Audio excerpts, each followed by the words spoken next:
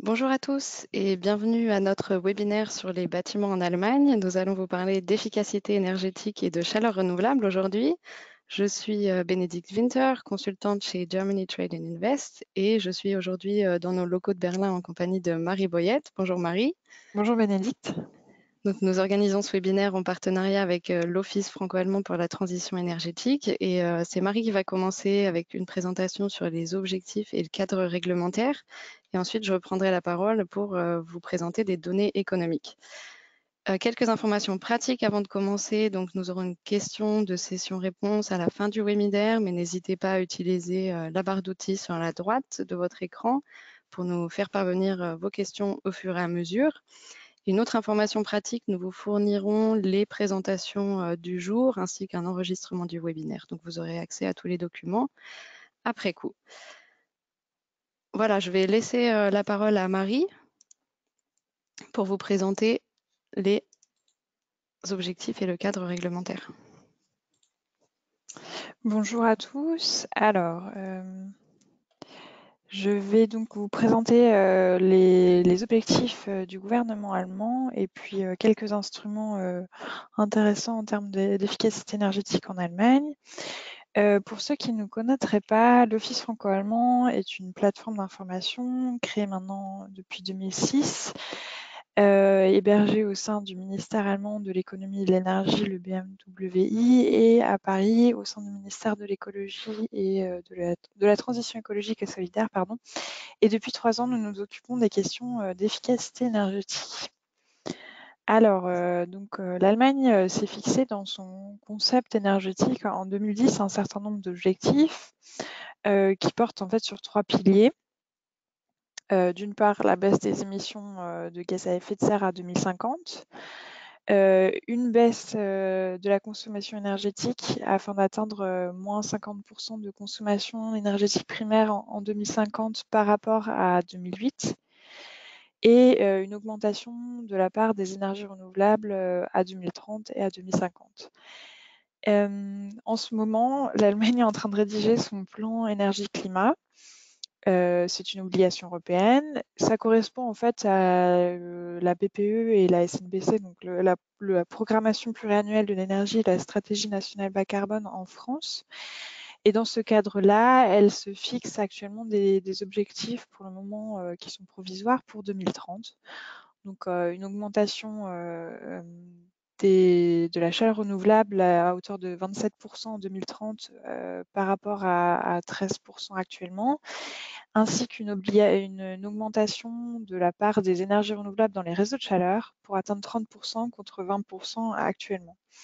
Et puis en parallèle de ça, des objectifs de consommation de chaleur finale des bâtiments à différentes échelles. Donc l'objectif, c'est d'atteindre à peu près 40 kWh d'énergie primaire par mètre carré par an en 2050. En 2008, les bâtiments, de manière générale, le parc était plutôt à 230 kWh par mètre carré an. Alors juste pour vous donner une idée de la consommation de chaleur dans le résidentiel en France et en Allemagne, donc on note quelques différences. En Allemagne, il y a plus de gaz naturel et de fuel qu'en France. Les réseaux de chaleur sont aussi plus importants en Allemagne et l'électricité joue un rôle moins important pour la consommation donc, de chauffage, de cuisson et d'eau chaude sanitaire. Voilà, ce sont ces 3 usages qui sont regroupés dans ces données. Ici, vous avez le parc de réseaux de chaleur, les vecteurs énergétiques des réseaux de chaleur. Donc, comme vous pouvez le constater, il y a plus de réseaux de chaleur en Allemagne et leur production est plus importante puisqu'on est à peu près à 150 TWh de production en Allemagne. La production est majoritairement fossile. Et c'est là l'un des enjeux en Allemagne, en plus du développement de nouveaux réseaux, de décarboner les réseaux existants, notamment de sortir du charbon. Voilà. Ce qui peut expliquer les différences entre la France et l'Allemagne, c'est d'une part peut-être l'évolution des réglementations thermiques. Donc, vous avez ici les données pour les logements neufs en Allemagne et en France à partir de la réglementation thermique, la RT 2012. Et vous voyez, en fait, depuis 2009, l'Allemagne a introduit dans sa réglementation thermique une obligation de chaleur renouvelable. Donc vous voyez les pompes à chaleur notamment qui augmentent au fil des années et par exemple le gaz naturel qui se réduit. Il faut savoir que si vous surperformez énergétiquement, donc si vous avez des meilleures performances énergétiques, vous n'êtes pas obligé de mettre de la chaleur renouvelable, ce qui explique qu'il reste encore d'autres énergies. Une autre explication, c'est peut-être aussi l'évolution des prix de la chaleur. Donc ici, vous avez des données agrégées pour le secteur résidentiel. C'est des données qui viennent des ministères, mais elles restent assez agrégées, donc elles ne sont pas vraies partout, notamment sur les prix des réseaux de chaleur ou du gaz qui peuvent être différents de manière régionale. Mais ça donne un aperçu des différences en France et en Allemagne.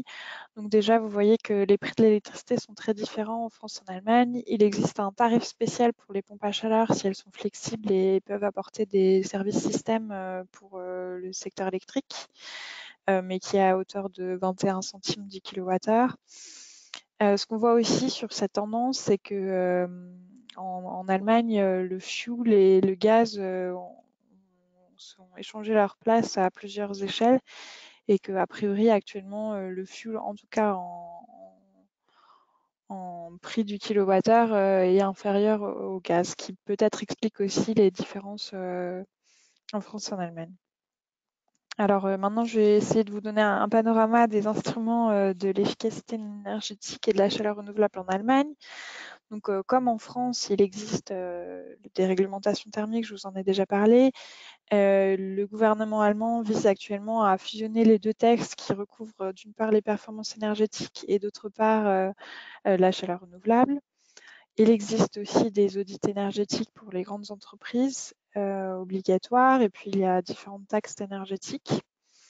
L'Allemagne s'est beaucoup concentrée sur les soutiens à l'investissement et sur différents programmes qui visent à aider les coûts d'investissement.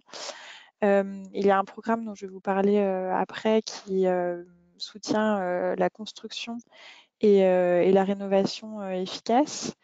Il y a également un programme sur la chaleur renouvelable. Après, il y a différents soutiens pour l'investissement dans les entreprises. L'Allemagne a également mis en place des appels d'offres pour l'efficacité énergétique, donc qui visent non pas une technologie spéciale, mais à dégager les coûts les moins chers pour l'efficacité énergétique. Et un certain nombre de programmes aussi plutôt sur l'information et le conseil. Donc, il y a des diagnostics d'efficacité énergétique pour les installations de chauffage, également un certain nombre de programmes pour soutenir le conseil énergétique chez les particuliers ou les entreprises. L'Allemagne a également mis en place un passeport standardisé, un passeport énergétique, et puis soutient aussi les contrats de performance énergétique. En termes de financement, alors le budget public en 2019, il est environ de 3,5 milliards. Donc le programme dont je vais vous parler, celui sur la rénovation et la construction, ainsi qu'un autre programme de la banque d'investissement KfW compte à peu près pour 2 milliards et puis 1,5 milliard pour les énergies renouvelables et l'efficacité énergétique. Là, c'est uniquement les chiffres pour le bâtiment. Voilà. Et alors, d'après une étude d'un institut de recherche, l'IKEM, les investissements globaux, donc tout acteur compris, compteraient à peu près en 2016 dans le bâtiment pour 31 milliards de financement climatique, avec une grande partie en fait dans le résidentiel et notamment dans le neuf, et également un peu dans l'existant et surtout sur l'efficacité énergétique.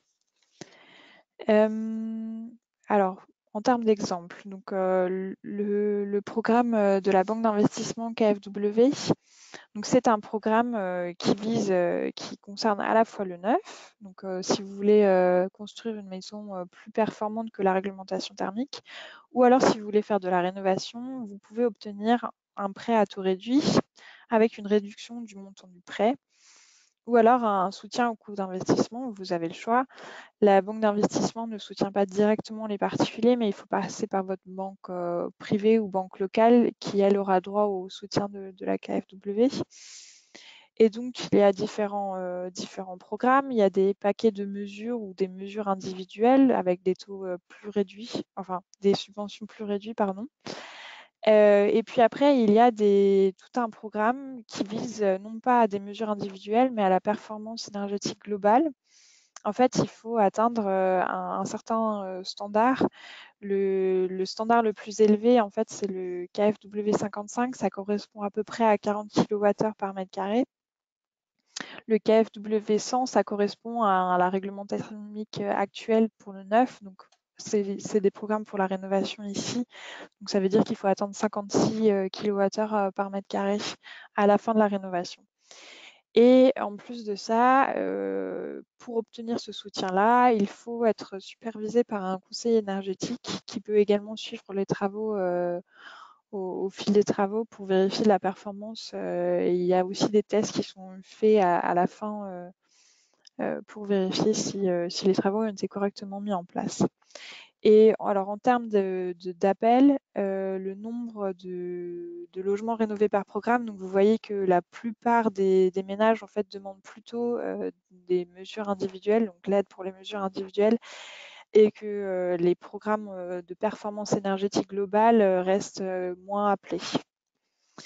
Voilà. Alors pour la chaleur renouvelable, il existe un programme spécifique qui correspond à peu près au fonds chaleur, mais qui vise à la fois en France, qui vise en Allemagne à la fois les particuliers et les entreprises. Alors il s'agit de différentes technologies qui sont soutenues. Pour les petites installations, c'est le BAFA, donc l'Office de l'économie et des contrôles et des exportations qui s'occupe du soutien.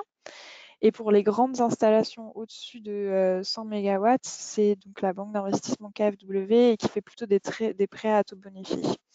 Et en 2017, on était à 1500 gigawattheures de production de chaleur soutenue. La plupart sont soutenus par le BAFA, donc à peu près 80% du programme, et on est sur 1000 gigawattheures de biomasse, puis les pompes à chaleur et ensuite le solaire thermique. Alors un autre exemple que je voulais vous donner, c'est les passeports de rénovation énergétique que je vous ai présentés. Donc l'idée, c'est que vous avez un conseiller énergétique qui vient voir les particuliers. Ça fait partie d'un programme de soutien. Donc le coût du conseil est soutenu jusqu'à 60% des coûts. Donc ça fait à peu près 800 € de soutien. Et le conseiller énergétique va faire un diagnostic précis de l'état de consommation de la maison avec les coûts énergétiques actuels et donner un peu une feuille de route sur les différentes mesures de rénovation à faire au cours du temps. Donc l'idée, c'est pas de faire une performance globale tout de suite, mais de l'étaler dans le temps et d'expliquer qu'est-ce qu'il va falloir faire avec un paquet de mesures en 2017, 2020 et par la suite afin d'atteindre le standard KfW 85, donc atteindre en gros 50 kWh par mètre carré an.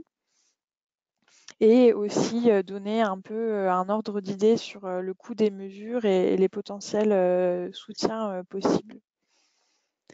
Un dernier programme que je voulais vous présenter, c'est le projet pilote réseau de chaleur 4.0 qui a été mis en place par le ministère en 2017. Alors l'idée, c'est de soutenir des réseaux de chaleur innovants. Alors c'est des réseaux de chaleur basse température avec au moins 50% d'énergie renouvelable et de chaleur fatale. Il y a une obligation pour obtenir le soutien d'atteindre un prix en dessous de 12 centimes du kilowattheure pour le client final et de mettre en place un certain nombre de technologies, par exemple un stockage de chaleur saisonnale. Ce programme, il a été mis en place en 2017, il court jusqu'à la fin 2020 et il y a 2 parties de ce programme-là. La première partie, c'est un soutien pour, l'étude de faisabilité et ensuite un soutien pour la réalisation. Sur la première année du programme, il y a eu beaucoup plus de dossiers que ce qui était attendu. On est à peu près à 85 dossiers d'études de faisabilité et déjà 5 projets d'investissement. Ce qui a surpris le ministère, c'est qu'il s'attendait à beaucoup plus de projets de biomasse et en fait la première source de chaleur, pour ces projets-là, c'est les pompes à chaleur et la deuxième source, de chaleur, donc en complément, ce serait, le solaire thermique et les pompes à chaleur et la biomasse. Voilà. Si vous souhaitez plus d'informations sur l'efficacité énergétique en Allemagne, l'Office franco-allemand pour la transition énergétique a un certain nombre de ressources sur son site internet que je vous conseille de regarder. On a publié notamment un panorama un peu des instruments sur l'efficacité énergétique en Allemagne, une note sur la chaleur fatale dans l'industrie. On organisera également un side event en novembre à Batimat sur la rénovation énergétique en France et en Allemagne. Et puis, on a sur notre site internet un certain nombre de présentations, notamment sur le rôle des villes dans la transition énergétique pour les réseaux de chaleur et la rénovation énergétique, et sur le marché et les différences entre la France et l'Allemagne sur le marché énergétique. Voilà. Je vais laisser la parole maintenant à Bénédicte qui va vous présenter le marché. Mais je ne sais pas s'il y a déjà des questions à ce terme-là de Ouais, la présentation. ouais, merci Marie. Je vais reprendre la parole et puis je vais te transmettre une question qui a été posée pendant ta présentation. Donc, est-ce que tu pourrais nous en dire plus sur les appels d'offres qui ont été mentionnés dans les programmes de soutien? On a une question de précision sur ce sujet. Oui, alors en fait, en 2017, l'Allemagne a mis en place en test des appels d'offres et elle continue à le faire actuellement. En fait, n'importe quel projet, ça vise plutôt les projets dans l'industrie, donc sur des technologies de processus ou sur la chaleur fatale par exemple, peut candidater et jusqu'à 50% des coûts de ce projet peuvent être soutenus. C'est jusqu'à 5 millions d'euros par projet. Donc, il y a différents appels d'offres qui sont faits par le gouvernement. Actuellement, il y en a un du 15 avril au 30 juin 2019. Et sont retenus les projets qui permettent d'économiser le plus d'émissions de CO2. Voilà. Alors Marie, il y a plusieurs questions qui sont arrivées après ta présentation. Je vais te laisser les regarder tranquillement et puis je vais passer à la suite. Donc on essaiera de les prendre à la fin de la présentation. Pour rester dans les temps, je vais continuer à vous présenter les données économiques. Donc d'abord rappeler brièvement, alors j'espère que tout le monde voit mon écran, on m'a dit qu'il y avait des problèmes au début, c'est bon. Donc quelques mots sur Germany Trade and Invest. Pour ceux qui ne nous connaîtraient pas, nous sommes l'agence fédérale allemande pour la promotion du commerce et de l'investissement. Donc, nous sommes une agence du ministère de l'économie et de l'énergie et nous avons plusieurs missions et celle dont je m'occupe, c'est d'aider les entreprises internationales qui veulent s'implanter en Allemagne. Donc, si vous avez l'intention d'établir des activités propres, comme par exemple la création d'une filiale ou succursale, notre rôle, c'est de vous accompagner, de vous faciliter l'entrée sur le marché, que ce soit avec des analyses des données comme on va le faire aujourd'hui, mais aussi avec des aides juridiques ou des questions pour régler les questions fiscales au projet ou des conseils sur les aides publiques. Et tout ça sont des services gratuits et confidentiels. Donc, n'hésitez pas à nous contacter si cela correspond à vos intentions. Voilà, j'entre maintenant dans le vif du sujet. Quand ma présentation voudra bien passer la page, voilà. Je voulais rappeler en premier lieu les enjeux de l'efficacité énergétique dans le bâtiment. Vous entendez peut-être parler de l'Allemagne essentiellement pour sa capacité à mettre en place des énergies renouvelables, notamment pour la production d'électricité. Mais n'oublions pas qu'on a un énorme marché de la chaleur également en Allemagne. Et donc, ça va être un des enjeux essentiels pour arriver à mettre en place cette transition énergétique. Les bâtiments ont un rôle très important dans le secteur de l'énergie en Allemagne. Ils représentent 36% de la consommation finale d'énergie et sont aussi responsables de 33% des émissions de gaz à effet de serre. Donc vous voyez qu'on va avoir un long chemin avant d'atteindre la neutralité climatique des bâtiments d'ici 2050. Donc je vais essayer de vous montrer où sont les potentiels pour améliorer cette efficacité énergétique des bâtiments. Et je vais commencer par des données assez générales pour entrer dans le sujet. Donc, on ne pourra pas parler des bâtiments sans parler de ceux qui les occupent. Donc, c'est pour ça que j'ai représenté sur cette carte la densité de population pour vous montrer les centres démographiques. Puis, vous parler de quelques tendances également. Donc, vous savez que l'Allemagne est un pays décentralisé.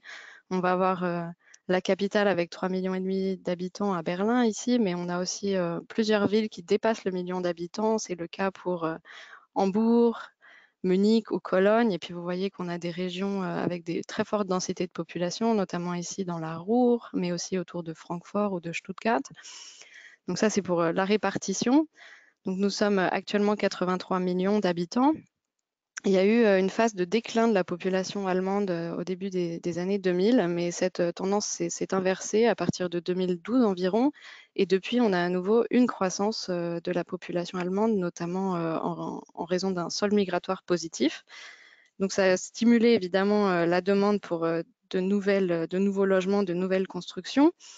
En ce moment, nous avons 42 millions de logements. Vous imaginez qu'ils sont essentiellement dans des bâtiments résidentiels. Nous en avons 19 millions. Mais pour l'efficacité énergétique, évidemment, les bâtiments non résidentiels jouent également un rôle important.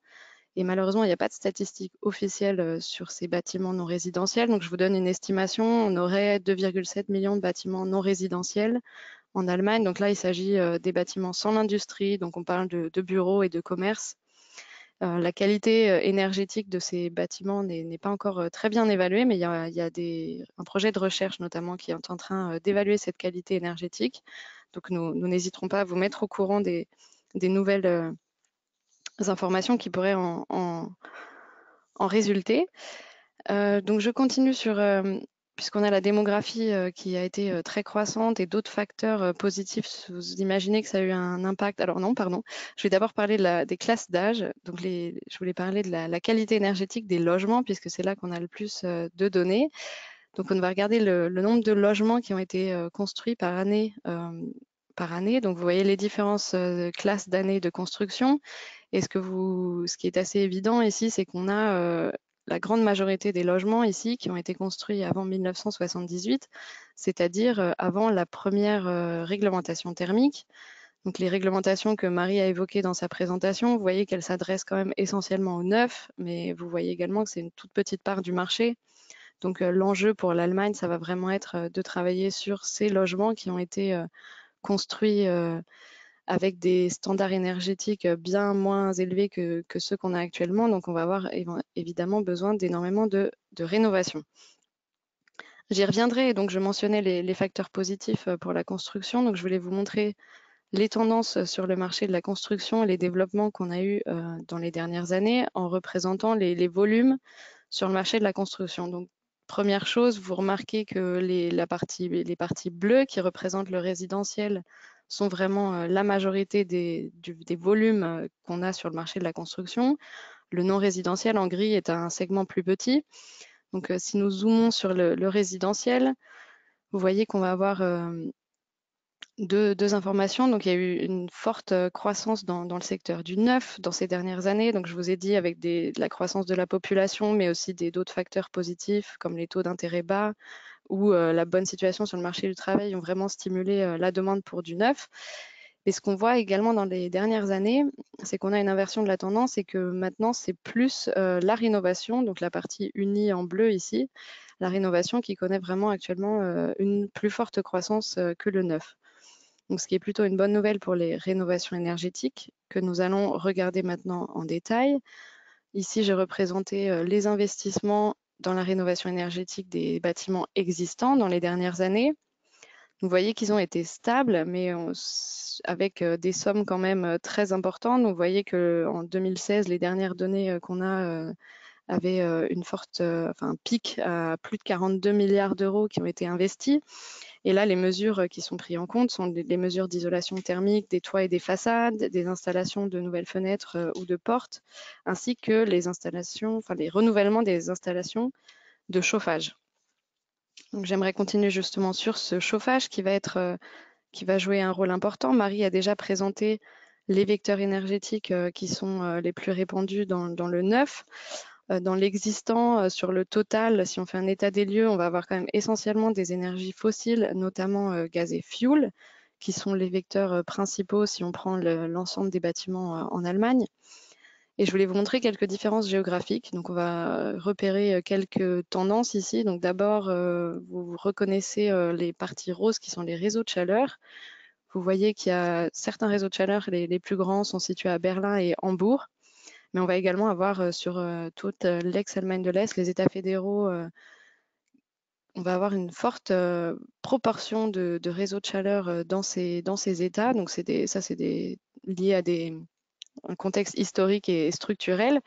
Sur le reste de l'Allemagne, vous allez retrouver les fuels traditionnels, enfin les vecteurs traditionnels, gaz et fuel, sachant qu'en Allemagne, donc en raison de ces réglementations fédérales, il peut y avoir des différences dans certains États. Donc, il y a des réglementations sur les énergies renouvelables dans le segment de la chaleur, par exemple, qui sont différentes au niveau national et au niveau étatique. Donc, en Bade-Württemberg, par exemple, ici, vous allez avoir une réglementation spéciale pour la chaleur renouvelable qui s'adresse également aux bâtis et non pas seulement aux neufs.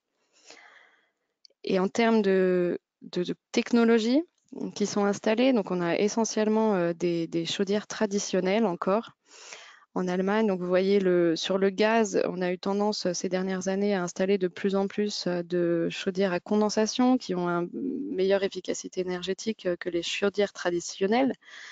Mais en termes d'âge, les chauffages allemands sont assez vieux. Il y a la moitié des chauffages installés qui ont plus de 20 ans. Donc la Fédération de l'industrie du chauffage estime qu'il y a énormément de ces installations qui ne sont pas suffisamment efficientes. On va avoir voilà, besoin de moderniser et de renouveler tous ces chauffages pour les mettre à niveau. Ça, ce sont les chauffages principaux. Et je voulais dire quelques mots sur le solaire thermique qui vient en complémentaire. Donc, c'est un marché qui est très fort en Allemagne. On a environ 2,3 millions d'installations. Et c'est un marché qui a eu un pic dans les années 2008. Maintenant, on est plus sur des croissances relativement faibles sur un marché qui est arrivé à maturité. Donc, si vous envisagez des activités sur le marché allemand, vous allez forcément être confronté à la question des acteurs du marché. C'est un marché qui est assez fragmenté. Donc, on vous a parlé de ces presque 41 millions de logements résidentiels. Je vais vous montrer la structure un petit peu. En Allemagne, on a un pays qui est essentiellement de locataires. Donc, on a 58% des logements qui sont loués. Donc ça peut être un inconvénient pour l'efficacité énergétique dans le sens où vous allez avoir le dilemme propriétaire-locataire qui peut être une barrière. Mais je voulais vous montrer également la structure des fournisseurs puisque vous allez avoir des fournisseurs qui vous permettent d'adresser l'efficacité énergétique à un petit peu plus grande échelle. Vous voyez comme des coopératives ou des sociétés de logement municipales qui du coup gèrent des grands complexes immobiliers et qui sont très engagés sur les questions d'efficacité énergétique. Elles peuvent avoir une part de marché importante. À Berlin, par exemple, les sociétés de logement municipales ici gèrent 15% des logements de la ville.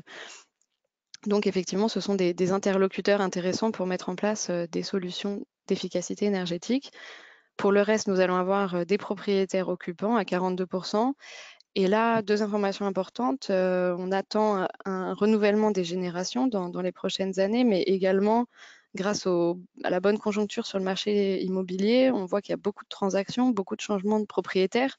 Et ces changements sont évidemment favorables à la mise en œuvre de rénovation énergétique ou de changement de chauffage, par exemple, qui vont être les enjeux pour ces prochaines années.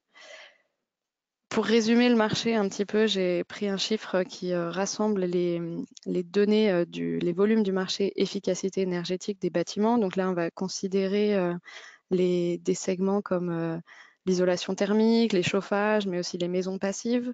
Donc c'est un marché qui a été estimé à environ 17 milliards d'euros en 2016 et qui est amené à avoir une forte croissance de 5,2% par an d'ici à 2025. Je voulais vous dire quelques mots sur les moteurs du marché. Marie a déjà présenté la réglementation qui est essentielle. On a parlé également des prix. Je voulais revenir sur les subventions, insister sur les programmes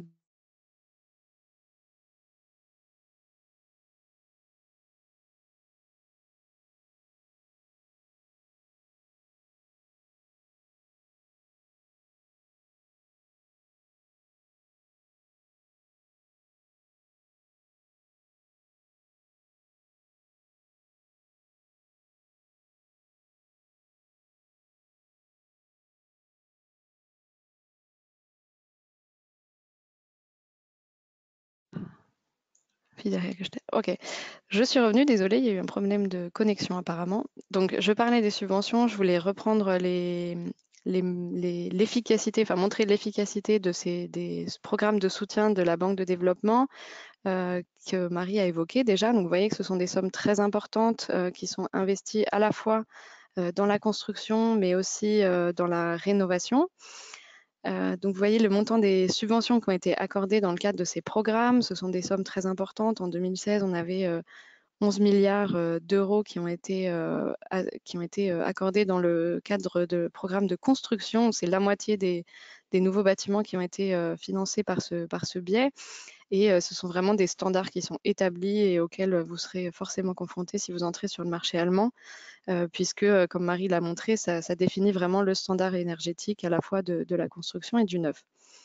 Je voulais également dire quelques mots sur la recherche et développement, puisque vous savez peut-être que l'Allemagne a été précurseur avec un des premiers bâtiments à maison, premier habitat passif qui a été construit à Darmstadt. Donc depuis, ça va beaucoup plus loin et je voulais vous montrer les axes de la recherche en ce moment, en vous montrant les subventions qui sont accordées dans le cadre de projets de recherche sur l'efficacité énergétique. Donc on va avoir évidemment la construction qui optimise l'énergie en bleu, mais aussi, vous voyez, l'importance de la question des villes avec des programmes de recherche spécifiques aux villes et aux quartiers. Et un des focus, ça va être notamment d'intégrer de plus en plus dans le cadre de la recherche les différents secteurs. Donc, on va beaucoup parler de couplage des réseaux entre l'électricité, la chaleur et les transports. Donc, c'est un des enjeux de la recherche. Je vais maintenant passer aux opportunités du secteur. Je vais commencer par la numérisation, qui est évidemment un moteur important pour toute la société, mais qui peut offrir des opportunités spécialement dans le secteur de l'efficacité énergétique. J'ai choisi un secteur, notamment smart home et management de l'énergie, qui est pratique pour illustrer la croissance et le potentiel qu'on peut avoir. Donc là, j'ai montré les technologies. Donc on va parler de produits qui permettent de contrôler et de commander la température ambiante de la consommation. Donc on va avoir des thermostats intelligents, tous les capteurs qui correspondent à ces technologies pour mesurer la température, l'ensoleillement et contrôler la température grâce à ces capteurs. Vous voyez que c'est un segment qui est encore qui a des chiffres d'affaires modérés, mais qui est amené à se développer de façon très forte. On va avoir un taux de croissance de 20% d'ici 2023. Et même si la pénétration de ces types de produits n'est pas encore très élevée en Allemagne, on est à 10%, mais elle est amenée également à se développer très rapidement d'ici les prochaines années.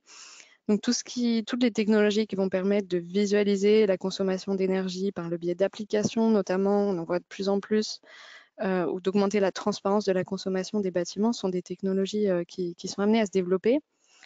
Et comme je vous parle d'opportunités, je voudrais également mentionner quelques défis qui vont être liés. Donc, en dehors du prix, qui est souvent une barrière pour investir dans ce type de technologie, je voulais attirer votre attention sur aussi le défi en matière de protection des données, qui est un sujet sensible en Allemagne et pour lequel dont il faudra tenir compte dans ce secteur. Je voulais également parler de chaleur efficace et renouvelable. J'ai pris l'exemple des pompes à chaleur. Marie a montré déjà qu'elles avaient connu une forte croissance dans ces dernières années. Donc on va avoir besoin, comme je vous l'ai dit, de moderniser, d'améliorer l'efficacité énergétique de la fourniture de chaleur des bâtiments. Donc les pompes à chaleur sont une solution qui ont été un succès sur ces dernières années avec une belle croissance, notamment pour les pompes à chaleur aérothermiques. Mais on trouve aussi d'autres solutions innovantes, comme par exemple la récupération de chaleur fatale dans les eaux usées ménagères. Il y a un programme qui a été mis en place notamment l'année dernière pour faciliter l'entrée sur le marché de ce type de technologie. Voilà, donc ce sont des technologies qui sont amenées à se développer. Et je vais finir sur les services. Donc les services énergétiques, dans ce cadre-là, c'est le contracting qui est le marché le plus important et qui joue un rôle évidemment pour l'approvisionnement des bâtiments. Vous voyez que si on demande aux fournisseurs de contracting qui sont leurs clients par ordre d'importance, on va voir en premier l'immobilier, le secteur public et résidentiel. Donc vraiment, ce sont les secteurs à qui on peut s'adresser avec des solutions d'efficacité énergétique qui ont également profité de la bonne conjoncture sur le marché de la construction ces dernières années, notamment dans le neuf. Voilà, donc ça fait beaucoup d'informations. Si vous avez besoin de plus d'informations, il y a certaines institutions qui pourraient vous être utiles. Je vais passer brièvement, je vous laisse les regarder en détail plus longuement après le webinaire. Il y a plein d'associations industrielles qui fournissent des informations sur les marchés spécifiques. Et je voulais finir par un témoignage d'une entreprise française pour vous donner un exemple d'expansion vers l'Allemagne, donc en l'occurrence d'un producteur de chaudières à haute performance énergétique qui a choisi le marché allemand pour se développer. Et donc, c'est notre rôle de vous faciliter l'entrée sur le marché et de vous faire profiter du potentiel du marché allemand. Je vais prendre quelques questions avec Marie et en attendant, je vous laisse, on va se déconnecter pour quelques instants pour regarder les questions tranquillement et pendant ce temps, je vous invite également à regarder, si vous souhaitez en savoir plus, des brochures qu'on peut proposer sur la construction et le green building en Allemagne ou encore notre lettre d'information à laquelle vous pouvez vous abonner avec plaisir pour rester au courant de l'actualité. Voilà, donc nous prenons quelques secondes pour regarder les questions qui sont arrivées. À tout de suite.